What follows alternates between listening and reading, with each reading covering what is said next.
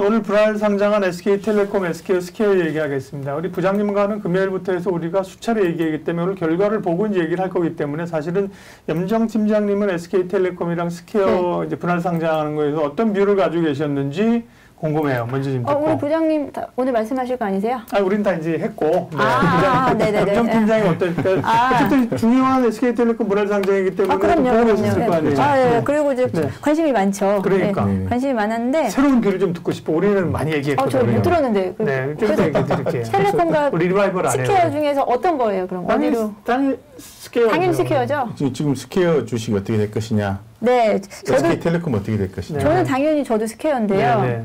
일단 오늘 되게 웃기잖아요. 사실 똑같이 시작해도 시초가 자체가 달랐는데 그에 대한 하락, 그렇죠. 시초가에 대한 상승에서 뭐 SK텔레콤이 상승한 것처럼 보이지만 결국은 스퀘어가 윈인 거죠. 그렇지. 종가로 봤을 때는 마이너스 7%지만 76,000원. 우리가 그 시작가가 61,800원이었죠. 61,900원. 61,900원? 61,900원에서 뭐 시작해서 기준가가. 시가는 그렇죠. 기준가가. 근데 그에 대비해서 당연히 상승한 건데, 이제 보기에는 빠졌어? 이렇게 볼 수 있는데, 그건 절대 아니죠. 그리고 스퀘어가 오늘 그럼 또 스퀘어가 이제 투자자로서의 역할을 하겠다라고 했잖아요. 투자자. 우리는 투자자다. 그죠? 그렇죠. 오늘 바로 또 투자했다면서요. 네. 오늘 상장과 동시에 투자를 했다. 두 군데 투자 소식. 두 군데 투자 소식 말씀 안 드려도 되죠. 네. 그렇죠. 네, 다 아시니까. 코빗에 900억 투자. 일단 저는 코빗에 했다는 거 약간 되게 좀 눈에 띄었어요. 맞아요. 결국 가상화폐 회사를 하나를 끼고 가야 된다는 거죠. 지금 뭐 빗썸 꽉 들어섰죠. 두나무도 꽉 들어섰기 때문에 코빗을 끼고 들어가는 게 SK스퀘어에서 그 메타버스 플랫폼 만들고 있어요. 지금 활성화는 안 됐고 제가 이제 SK텔레콤 직원분한테 들었어요. 이때요.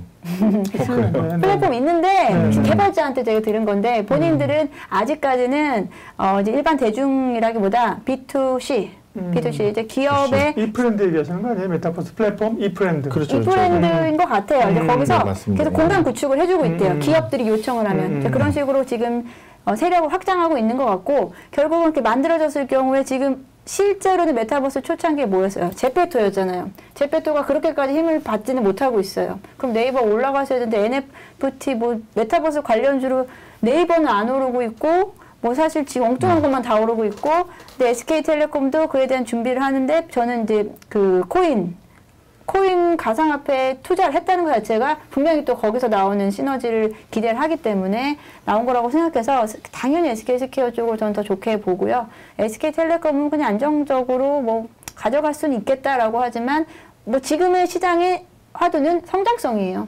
지금 시장에서 요구하는 건 안정성이 아니고 배당이 아니고 성장성이기 때문에 배당을 원하시는 분들은 텔레콤을 사시면 되고 그죠? 성장성을 보시는 분들은 스퀘어를 스퀘어를 사시면 되고 그래서 저는 스퀘어 쪽이 더 관심이 많이 간다라고 보고 있고 그리고 SK 쉴드 이름이 바뀌어가지고 ADT 캡스 원래는 구 ADT 캡스였죠. SK 쉴드 이름이 갑자기 자회사의 상장이 지금 예비심사청구 지난주에 했어요. 그럼 내년 초에 하겠다는 거 1분기 내로 하겠다는 거기 때문에 그런 이슈까지도 그러니까 이슈가 많아야 돼 일단. 재료가 많아야 그중에 하나라도 좀 걸고 이제 주가가 상승할 수 있어서 전 스퀘어 쪽이 좀 더 좋다.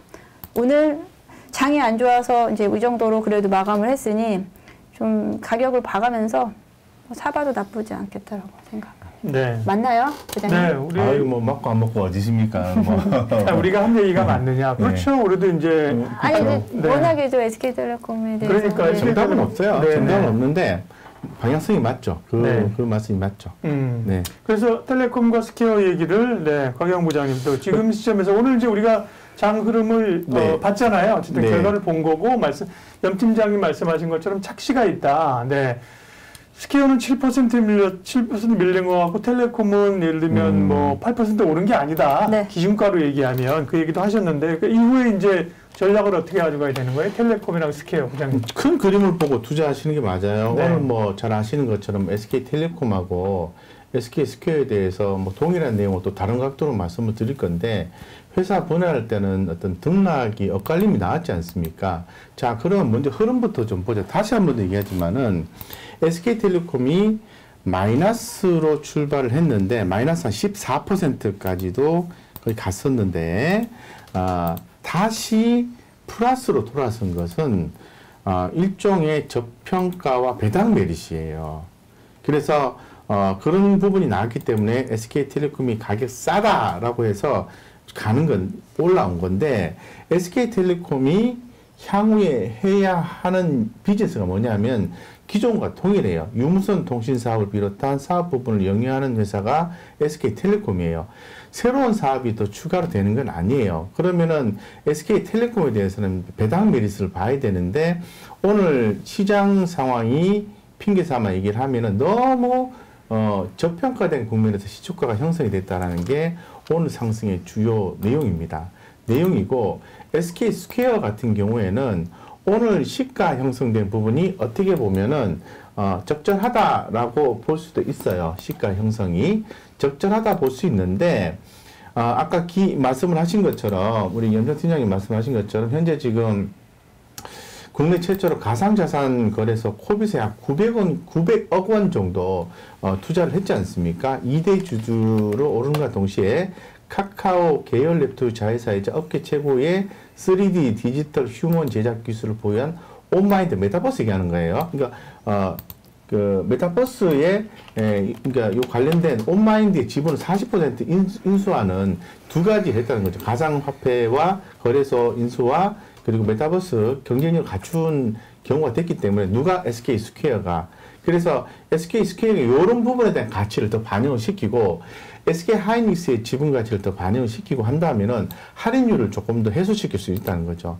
지금 현재 그 SK스퀘어에 대해서 시가총액 한 14조 한 7천억 정도 얘기하는 게 지금 할인율을 조사 분석자의 보고서를 참고해서 말씀드리면 한 56% 정도 할인을 적용시켜서 14조 7천억 정도를 본다는 거거든요. 그러면은 할인율을 좀 감소할 수 있는 요인이 뭐냐? 제가 방금 전에 말씀드렸던 메타버스와 그리고 가상자산 거래소 코빗에 대한 투자에 대한 가치가 형성이 더 되고, 플러스 SK텔레콤도 들어오겠지만은 SK스퀘어에도 이 코스피 200 편입에 따른 패시브 자금이 금일 종가 기준에서 리밸런싱을 반영하지 않겠습니까? 그러면은 SK텔레콤은 이제 배당 메리트에 의해서 저평가와 배당 메리트에 의해서 저가 매수가 들어서 가격이 올라왔다면은 조금 더 업사이드 더 나올 수 있어요. SK텔레콤이 업사이드가 한 10%는 더 나올 수 있어요. 시가총액 한 14조 정도 본다면. 그런데 업사이드가 더 많이 남아있는 거는 SK스퀘어라는 거예요. 그래서 그러면은 앞으로 아까 말씀하신 것처럼 이벤트가 더 많다라는 측면을 봤을 때는 SK스퀘어를 분할해서 매수해서 거기에 끌고 가면은 더 큰 수익을 얻을 수 있는 기회 요인이 더 많다라는 부분에 더 점수를 더 많이 줘서 더 매력적이다. 예, 매력적이다고 보는 거고, SK텔레콤보다는 SK스퀘어에 관심을 기울이는 게 현재로서는 맞다라고 좀 생각하고 있습니다. 네.